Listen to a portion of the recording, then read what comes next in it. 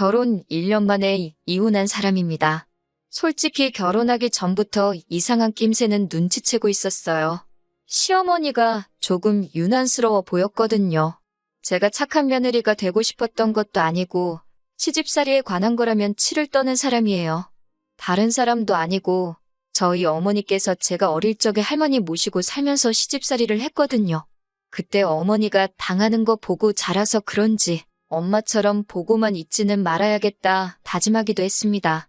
시자 들어간다고 해서 제가 일부러 싸움 걸고 그럴 건 아니지만 아무리 못해도 아닌 것에 대해서 아닌 거라 말할 수 있고 부당한 일에 대해서는 맞서 싸워야 한다고 생각했습니다. 제가 조금 크고부터는 할머니한테 쩔쩔매는 엄마 대신해서 할머니한테 맞서서 덤벼든 적도 있었어요. 하지만 어머니는 오히려 제 행동에 대해서 어른 무서운 줄 알고 공경할 줄 알아야 한다고 저를 훈육하셨습니다. 하지만 어머니 속뜻은 어른에 대한 예우는 반드시 갖추고 부당한 부분에 대해서는 목소리를 높이라고 하는 말이셨어요. 그래서 저도 그 가르침 잊지 않고 지킬 건 지키고 해야 할 말은 하고 있습니다.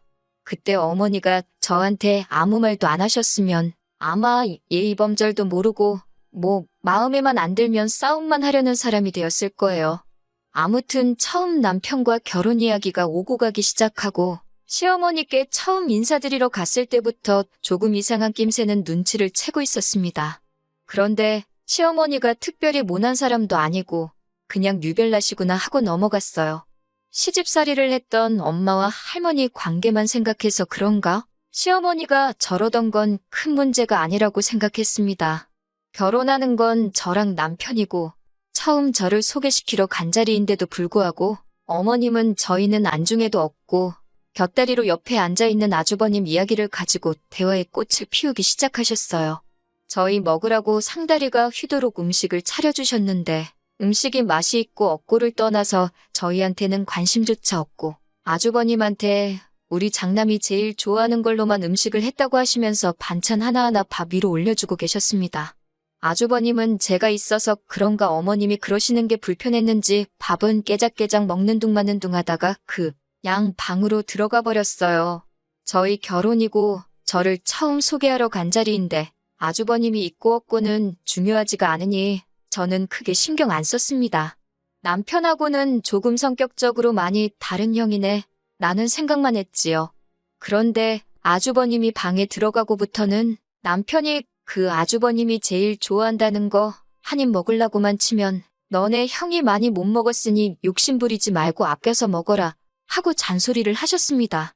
이건 결혼은 우리가 하는데 대접은 아주버님이 받는 느낌이었어요. 식사가 끝나고 나서도 어머님은 저희는 안중에도 없고 자리에 있지도 않은 아주버님 이야기만 계속해서 하기 시작했습니다. 우리 첫째가 어려서부터 어쩌고 저쩌고 하면서 거의 살아온 인생사를 다 들려주셨어요. 어릴 때 공부를 참 잘했네. 성격도 모난 데가 없고 못하는 것도 하나도 없어서 여자들한테도 인기가 엄청 많았다고 반에서 반장도 놓친 적이 없다. 옛날에는 옆 동네 사람들이 우리 첫째 사위 삼고 싶다고 명함도 주고 가고 그랬다. 밑도 끝도 없이 아주버님 이야기만 계속 늘어놓는 거예요. 한두 번이어야지 그러셨구나 하고 맞장구라도 치고 말 텐데 내 남편 이야기는 하나도 안 하고 아주버님 일대기만 늘어놓으시니 내가 여기 왜 왔나 싶더라고요. 우리 남편은 어땠냐고 물어보면 걔는 우리 첫째만 못했어 하고 이야기가 뚝 끊겨버리니 저도 더 이상 물어보고 싶지도 않고 그 자리가 불편하기만 했습니다. 남편이 저를 소개시켜주고 집까지 바래다주는 길이었습니다. 가는 내내 제가 아무 말도 안 하니 남편도 감으로 제가 왜 그러는 걸 깨달은 건지 어머니가 원래 장남 챙기고 그런 스타일이시라고? 그거 말고는 참 좋으신 분이라며 저보고 이해하라고 했습니다. 하지만 아무리 생각해도 이해가 되지 않는 거예요. 장남 아끼는 거 그거 저희 할머니가 딱 그러셨어요. 그래서 아들 뺏어간 우리 어머니가 마음에 안 드니 그렇게 시집살이 시키면서 고생시키셨었고요. 그런데 시어머니가 그 정도 옛날 사람이라고 하기에는 저희 어머니보다 연상이긴 하지만 나이가 3살 차이밖에 나지를 않습니다. 사람마다 가치관이 다르고 사고방식이 다른 건 알고 있지만 너무 아주버님만 싸고 도는 게 이해가 가지 않았어요. 심지어 우리 할머니도 장남인 아버지를 가장 예뻐라 하셨지만 작은아버지도 엄청 이뻐하셨거든요. 고모들은 찬밥 데우셨고요. 아들이면 다 똑같이 예뻐하셨는데 시어머니는 유독 아주버님만 그렇게 이뻐하시는 게 그 이유를 모르겠더라고요. 그 이후로 결혼 준비하기 시작하면서 시댁에는 명절 때도 방문하고 아버님 생신 때도 찾아뵈었었거든요. 아주버님은 그때마다 다 자리에 없었습니다. 저 처음 인사시킨 그날에 한 번, 그리고 결혼식 날에 한 번, 그렇게 결혼 전에 2번 본 게 전부였어요. 어디 계시냐 했더니 첫째는 장사한다고 바쁘다는 말을 들었어요. 그때 장사하는 것도 처음 알았고요. 명절 때야 명절 대목 노리고 못 올 수도 있지만 아버님 생신에도 불참하는 건 조금 아니라고 생각했습니다. 솔직히 왕년에 어머님 말 맞다나 아주버님한테 여자들이 줄을 서고 동네방네 1등사 윗감이라고 소문이 자자했어도 지금은 나이 40이 다 되어가도록 결혼도 못하고 장사도 자리 못 잡아서 저렇게 헤매고 있고 부모님 생신도 챙기지 않는데 과거가 뭐가 다 소용있나 싶고 장남 저러는 게 다 뭔가 싶었습니다. 아주버님을 다음에 다시 본 건 결혼식 때였어요. 별로 언급하고 싶지도 않습니다. 축의금 5만 원 내셨더군요. 시어머니께서 원래 애가 통이 큰데 요즘 불경기다 보니 장사가 워낙 힘들어서 그랬을까 하면서 열심히 커버를 쳐주시지만 아무리 감싸줘도 그렇지 남편이 무슨 형제 10명 되는 대가족도 아니고 형 동생 2명 있는 집에 5만 원은 너무하더라고요. 저보다 5살 어린 제 동생도 잠만큼은 편한 데서 자야 된다고 들었다고 400만 원짜리 침대를 사줬어요. 하물며 아직도 취직 준비하고 있는 제 동생 여자친구도 와서 10만 원 내고 갔습니다. 아무리 불경기에 장사가 안 돼도 그렇지 동생 결혼식에 축의금 5만 원 할 정도의 여력밖에 없으면 진작에 그 장사는 접었어야 하는 게 맞는 거 아닌가요? 누가 봐도 동생 주기 아까워서 딱 기본만 했다는 게 느껴졌어요. 신혼집이 시댁하고 조금 가까운 편이라서 결혼하고 나니까 시어머니가 조금 자주 오시는 편이세요. 3일 연속으로 오셨던 날도 있고 오늘도 또 오셔? 라고 느낄 정도로 자주 오십니다. 오시면 저는 당연히 불편하지만 그래도 자식 걱정에 아들 집에 오는 건데 나가라고 할 수도 없고 아예 오지 마시라 할 수도 없고 참 애매하더라고요. 저는 결혼하면서 직장을 그만두게 되었어요. 인수인계차 신혼 초까지만 잠깐 다니고 말았습니다. 애초에 결혼 전부터 이야기가 되어 있던 부분이고 제가 집에서 놀 건 아니고 동생하고 같이 가게를 하나 할 생각이었거든요. 그래서 준비한답시고 여기저기 다녀보고 배울 거 있으면 배우고 그러고 있었어요. 그리고 이 부분은 결혼하기 전에도 이미 남편이나 시댁 어른들께도 이미 다 이야기가 되었던 부분이었고요. 그런데 어머님이 저한테 쓸데없이 허파에 바람 들어서 딴 거 할 생각 하지 말고 어차피 니네 아주버님이 장사를 하고 있는데 아주버님 장사랑 연관돼 있는 거 배워서 거기 가서 일을 하라고 하시더라고요.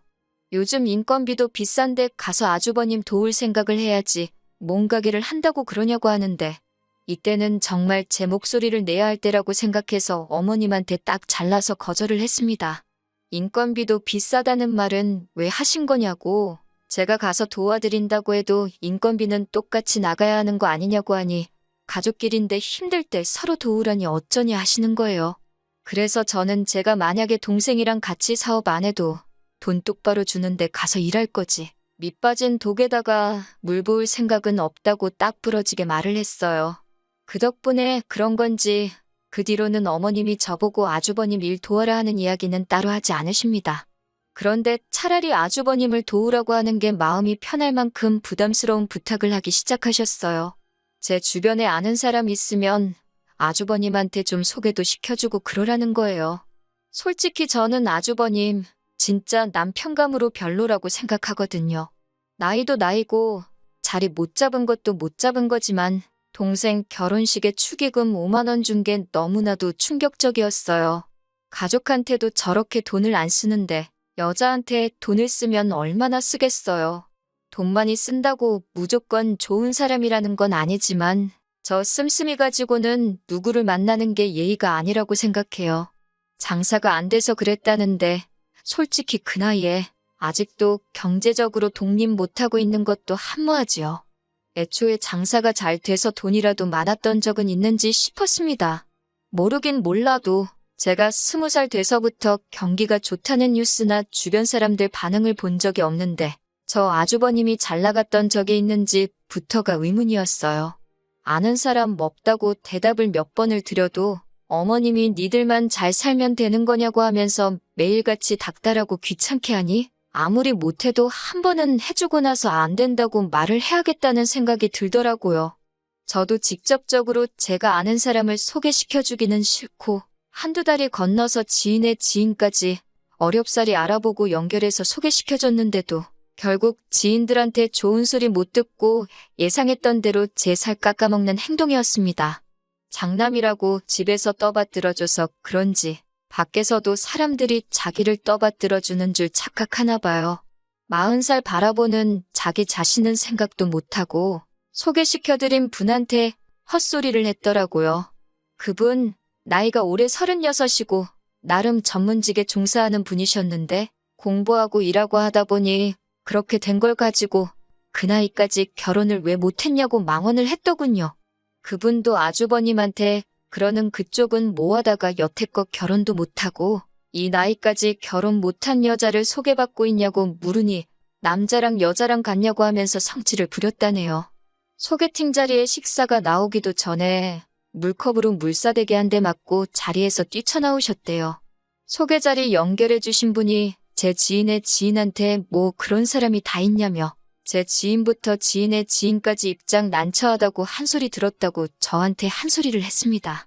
안 그래도 가뜩이나 그것 때문에 열이 받아 있는데 시어머니가 또 저희 신혼집 문 열고 들어와서는 저한테 뭐 소개를 시켜줘도 그런 기가 센 여자를 소개시켜줬냐고 여자가 순하고 남편 떠받들어 모시고 하는 맛이 있어야지 하면서 그런 여자 말고 좀 순종적인 여자를 소개시켜달라는 거예요.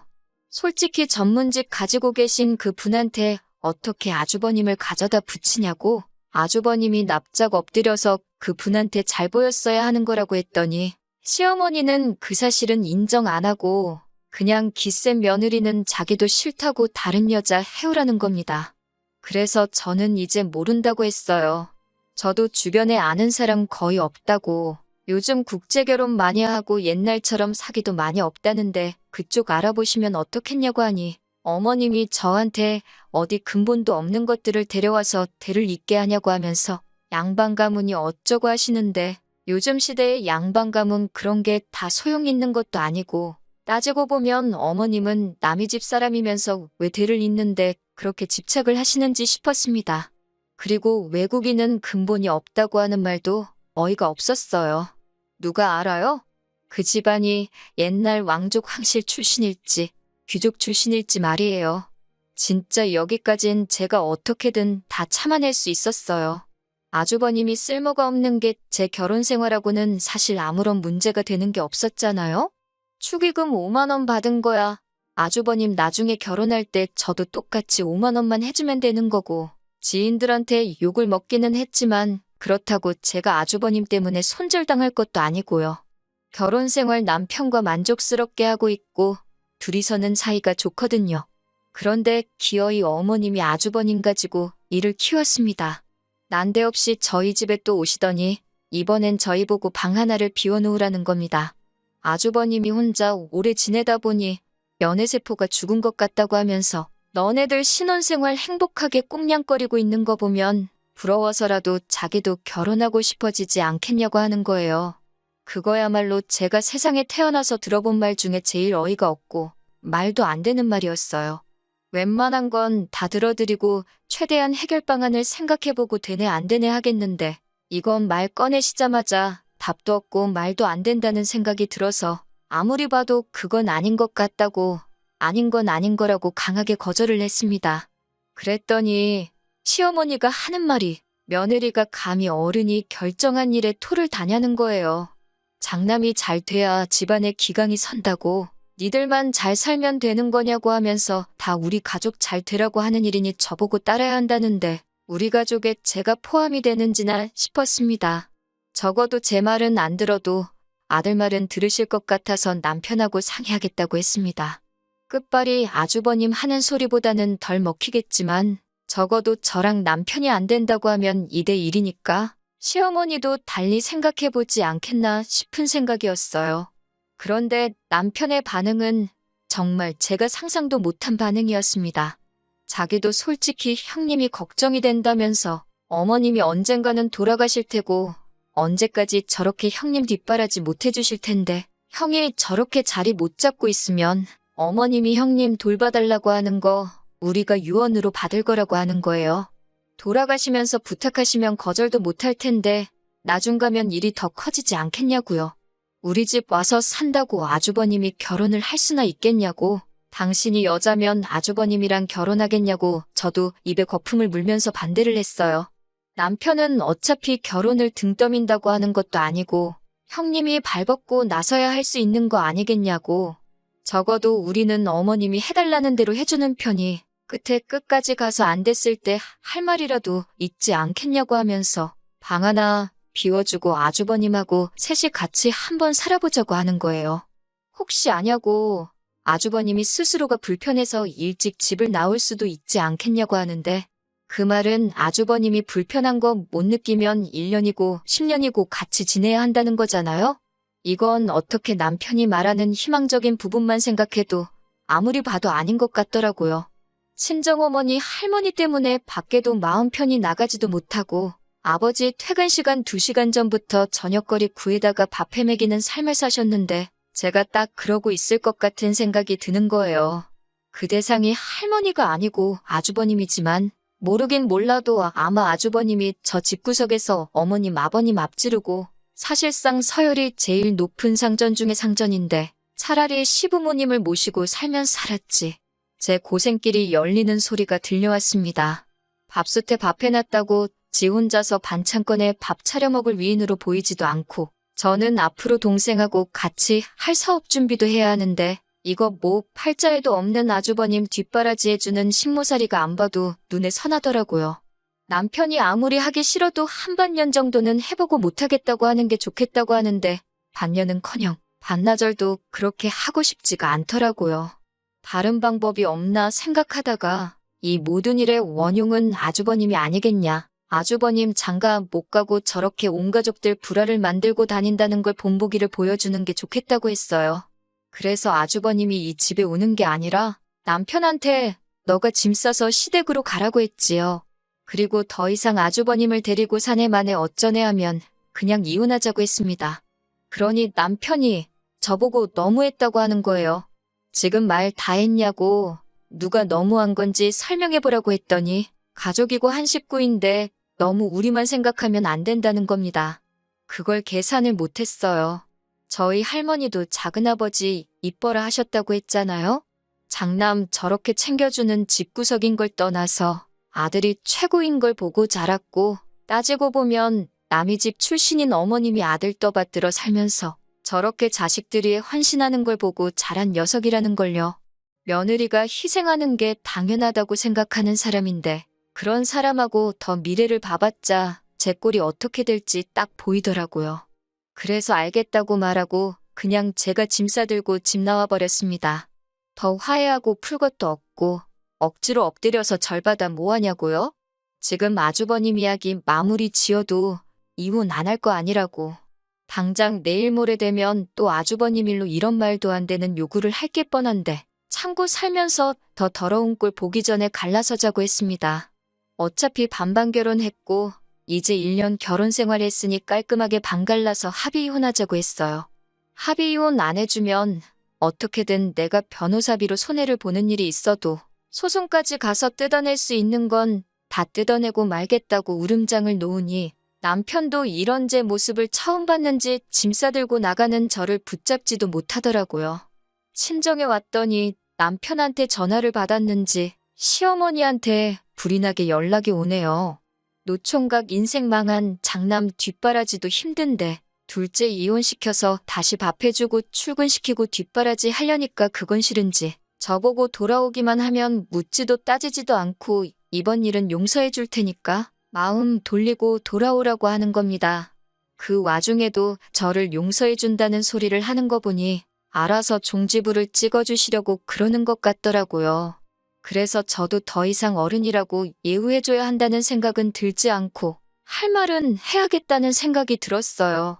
아주버님 그렇게 만든 거 다 어머님이 그런 거라고. 어머님 안 바뀌면 아주버님 절대 안 바뀐다고. 1년간 잠깐 가족으로 지냈으니 걱정돼서 해주는 말이라고 일침하고 전화 끊어버렸습니다. 시어머니는 다시 전화 와서는 제가 아주버님에 대해 한마디 했다는 사실에 열불을 내시더라고요. 바뀔 거라고는 생각도 안 했지만 애초에 뭐가 문제인지도 모르는 사람한테 말해봤자 속이에 경익는 거나 마찬가지 아닌가 싶어서 그냥 평생 소중한 아들 끼고 사시라고. 한 명으론 부족하실까봐 제가 가져간 둘째 아들도 돌려드리겠다고 하고 말았습니다. 그렇게 이혼하게 되었어요. 이혼녀 딱지가 붙은 게 다 제가 보는 눈이 없던 제 잘못이지 누굴 탓하겠어요? 그래도 하나 후련한 건 얼마 전에 제가 두고 간 짐을 찾으러 저 남편하고 살던 그 집에 다녀간 적이 있는데 어머님이 자식들 뒷바라지를 포기한 건지 아주버님이 들어와서 남편하고 같이 둘이 살고 있더라고요. 집골은 언제 청소를 한 건지 상태가 말도 아니고 집안 곳곳에 배달음식 쓰레기들이 아주 집에 굴러다니고 있었고요. 그 꼬라지 보니까 이혼을 해도 100번 잘했다는 생각이 들었습니다. 저기서 제가 저 자식들 뒷바라지하고 있었을 수도 있단 생각을 하니 정말 까마득하네요. 요즘 이혼한 게 뭐 흠이나 되나요? 제가 잘 배우고 능력 있고 그러면 누구도 저를 무시 못할 거라 그렇게 생각합니다.